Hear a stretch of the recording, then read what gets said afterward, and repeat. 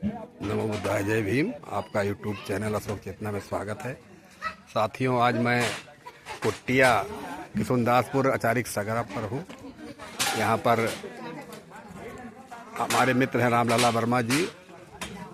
उनकी साढ़ू की माता जी का देहांत हो गया है और जिसके उपलक्ष्य में एक शोक सभा का आयोजन किया गया है। आप देख सकते हैं, यही है।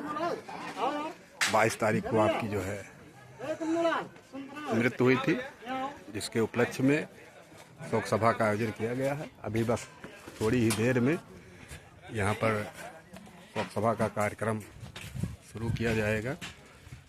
लोग आ रहे हैं धीरे धीरे। 3 बजे से शोक सभा का कार्यक्रम होगा। हेलो, बजवा लगाए दो भैया। वक्ता लोग आ गए हैं, श्रोता लोगों की कमी है अभी। जय भारत।